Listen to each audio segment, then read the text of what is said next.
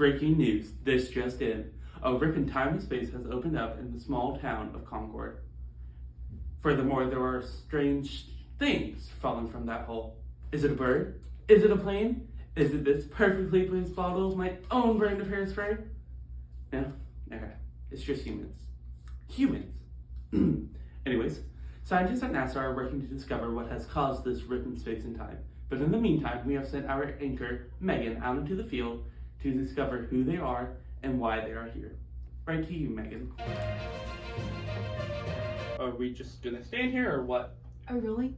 Thank you, Gideon. Now, as you can see, folks, I'm here in Concord looking for those who fell out of the rift. Hello, what's your name? My name is Timothy Dwight, the president of Yale College, the same college that turns young men into extraordinarily evangelical preachers. And you are? I'm Megan with Channel 76 News. What's a channel? Oh, anyways, can I interest you in learning a little bit more about religion? I'd be honored. Well, in the Burnt-Over District, formerly known as New York, this man named Finney started revivals.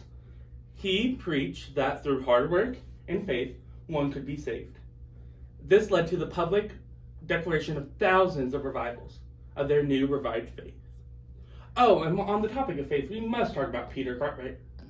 I know a Cartwright, though his name isn't Peter, it's William. Don't interrupt me! That is so rude. Like I was saying before I was so rudely interrupted, preachers like Peter Cartwright travel from one location to the next, preaching about their religions. Due to preachers like Peter Cartwright, Methodist and Baptist religions were the most popular throughout the country. Oh, and I can't forget to mention the rumored second coming of Jesus. That never happened. Some guy, his name was William Miller or something stupid like that, predicted a date for this to occur. October 21st, 1844. Of course this never happened though. Anything else you'd like to add? Oh, I nearly forgot about Joseph Smith, the founder of the Mormons. He was murdered though. May he rest in peace. Anyways, the mob who murdered him was led by Brigham Young. This group later migrated to the West. Everyone didn't appreciate their practice of having more than one wife, though I'm sure the husbands enjoyed it. On that note, let's thank you for your wonderful insight. We'll leave you to whatever you were doing. Okay, bye. Bye. All right, that was interesting to say the least. Thank you, Megan. And oh, what is going on with my hair? I guess I gotta fix it with my own brand of hairspray. Much better. Oh, and it looks like it's time for our commercial break. We'll be right back. Hi, my name is Ralph Otto Emerson. And I'm Henry David Thoreau, and we are The Transcendentalists. Have you ever wondered about the doctrines of established churches? Or about the business practices of the merchant class? Well, do we have a solution for you? We believe that through an intuitive way of thinking, to find one's inner self is needed as well as looking for God in nature. We believe that artistic expression is more valuable than wealth. I wrote essays and lectures about the importance of creating a distinct American culture rather than imitating a European one. That's how you know you can trust me. And I wrote in my book, Walden, about my practice of my philosophy while living in a cabin in the woods. Additionally, I established myself as an early advocate of nonviolent protest in my essay on civil disobedience. We even brought in a guest to advocate for our philosophies. Hi, I'm George Ripley, and I led an experiment to test if a community could live out the Transcendentalist views. This was known as Brook Farm. While fire and heavy debts put an end to this, we are known for our artistic creativity and innovative schools.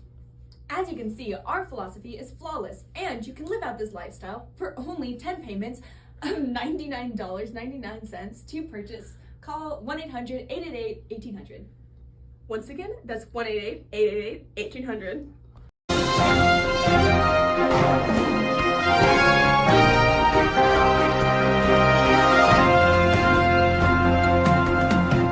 Today I'm here with a shaker from the antebellum time period. What is this thing in my face? Anyways, I'm one of the 6,000 members of the Shaker community. In this community, we hold property in common and keep men and women strictly separate. There was also many other communities, also known as backwoods utopias, like mine. The Armada colony consisted of Pietism Germans in Iowa.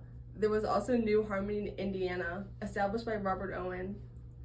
There was also the Oneida community, established by John Humphrey Noyes in New York. In Mosley, there was the Fourier Phalanxes, These members advocated that people share work and housing and communities. That is all. Well, that was very straightforward. Thank you. Thank you, Megan, for that interview. And now it's time for our art and literature segment. Right to you, Megatron. Thank you, Gideon. And I must say that your hair is looking fantastic today, and I'm definitely saying that because I mean it and not because you forced me. In today's segment, we will be focusing on art from the Jacksonian era.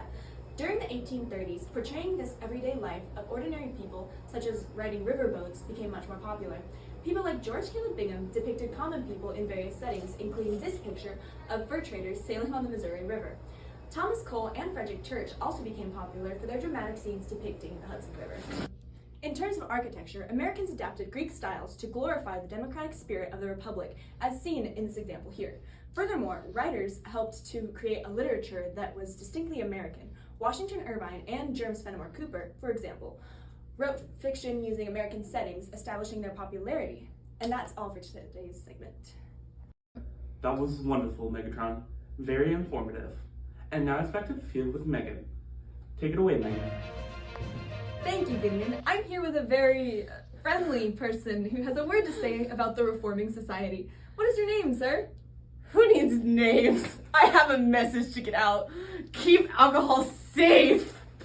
Before trying to start a temperance campaign, they started with pamphlets and sermons, and then they started with using moral exhortations, and they started societies like the American Temperance Society. They tried to make me get rid of my alcohol and pledge total abstinence. Those bastards! Then the Washingtonians said that alcoholism was a disease and I needed treatment.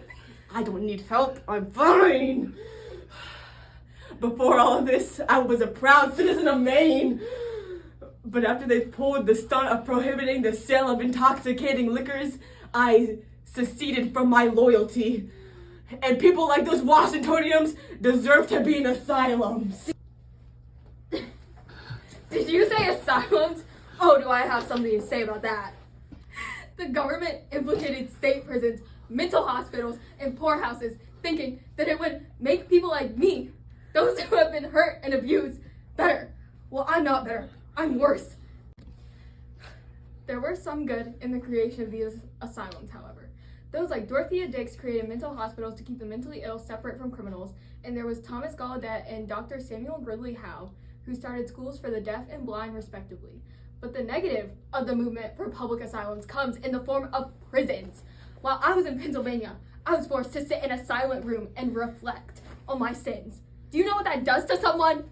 And don't even get me started about the Auburn system in New York. What did they do? They discipline prisoners while still providing moral instruction and work programs. The prison system has left an everlasting scar on my mental well-being. Thank you for this vulnerable and informative story. With that being said, it's back to you, Gideon.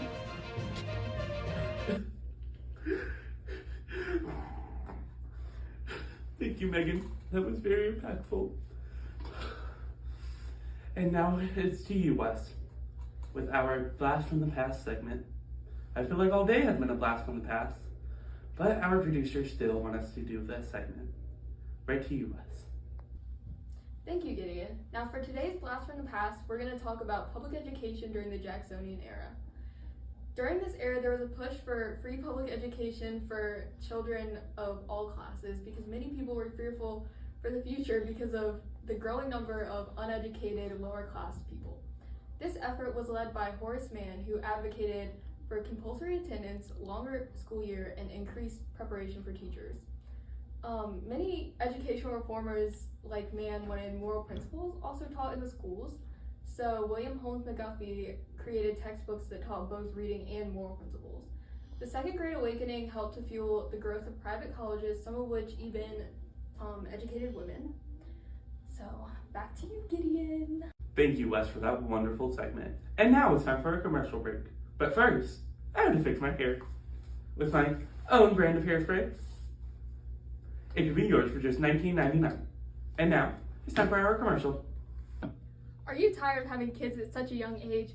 Well, do I have the solution for you? Take birth control. Well, that. And joined the New York Female Moral Reform Society. We work diligently to prevent impoverished young women from being forced into lives of prostitution. We believe in women empowerment. Women are capable of taking charge of households and children without a man present. We call this view of women as moral leaders in the home the cult of domesticity. Though it's not a cult, we swear. We resent men for diminishing us to secondary roles and preventing us from any political decisions. Members like Sarah and Angelina Grimke protested these behaviors. Sarah Grimke went on to write letters on the condition of women and the equality of the sexes. Lucretia Mott and Elizabeth Cady Stanton also campaigned for women's rights. Through our Declaration of Sentiments, we declare that all men and women are created equal. Thanks to the effort of Stanton and Susan B. Anthony, campaigns for equal voting, legal, and property rights for women occurred. Please join us in the movement for equality.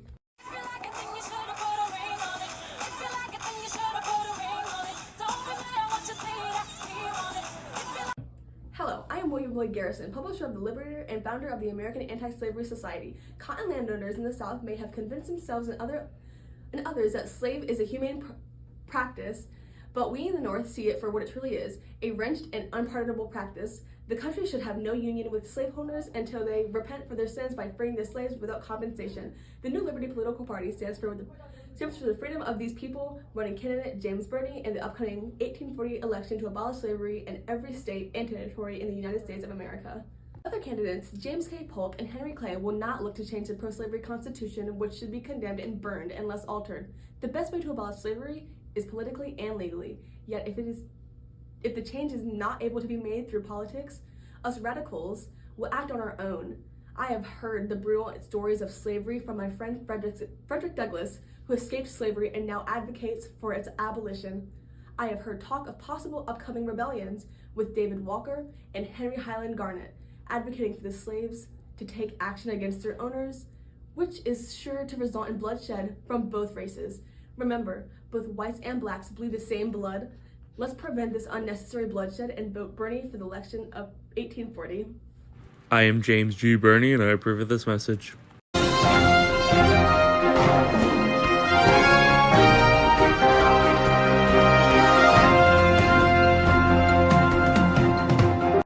This just in. Scientists at NASA have discovered the cause for the rip in time and space. The cause being... This can't be right. My hairspray? This can't be. This isn't right. I didn't do anything. Sir, you know they're gonna take that away from you now, don't you? What? No, they can't. FBI, open up! Why?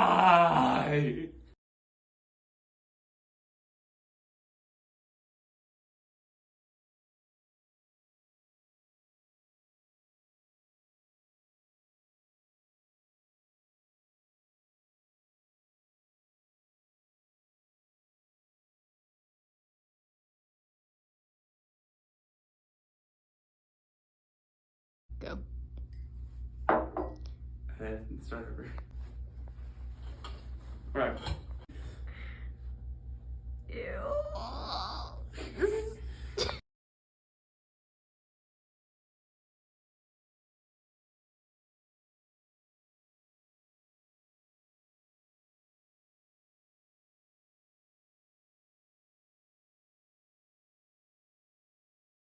Because I thank you, Gideon. Thank you, Gideon. Wait, hold on a second. I hate you. I hate you, Gideon. I just stayed over there. I need to hear it. Is she videoing? Can I just leave it untucked, or do I need to like? Or can I just like? I wrote essays and lectures about the importance of creating a distinction. Was that recorded? No. What? Oh. Hi. One. We even brought in a guest to advocate for our philosophies. Hi, I'm George Ripley, and hi. Bro. We even brought in a guest to advocate for our philosophies. Hi, I'm George Ripley. Aaliyah! Hi, I'm George Ripley, and I led an experiment to test if a community could live out the transcendentalist views. Well, a fire and heavy deaths put an end to this. One. We even brought in a guest to advocate for our philosophies.